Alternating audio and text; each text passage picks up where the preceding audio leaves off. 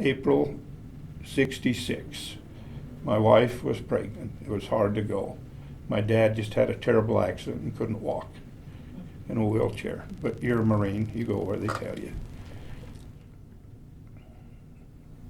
In a firefight, normally, you're shooting at a hedgerow tree line, and everything is very chaotic. And after the battle, you don't know who killed who. These two, I knew I'd killed them because I was basically almost hand-to-hand combat. And during the confrontation, one of them threw a grenade, and it landed right on the parapet of my foxhole. I leaned over it all night, never knew it was there. If it had went off, it had killed me and the other guy in the foxhole with me. First morning, I stood up to go see what I could see that was in the brush ahead of me. Looked down, I seen that grenade, and I basically about peed my pants. And said a thanks to the Lord.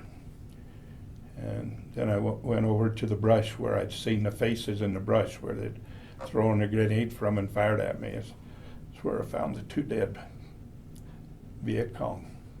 It was hard on me. But that's war. It's the way things are. When we got looking at the grenade, the pin was just barely still in it. It hadn't come all the way out.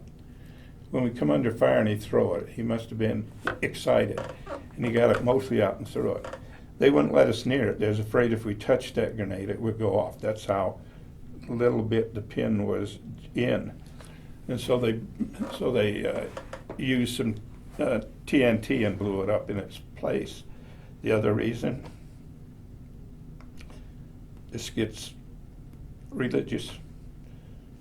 I had a special blessing before I left, and I was told if I lived the gospel that that promised my wife and me that I'd come home in that blessing. My wife was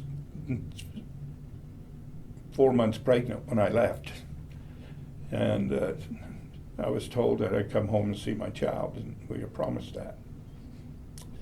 Many of my buddies said, "Oh, you're one lucky Jose." And I said, well, I think it was a little more than luck, personally.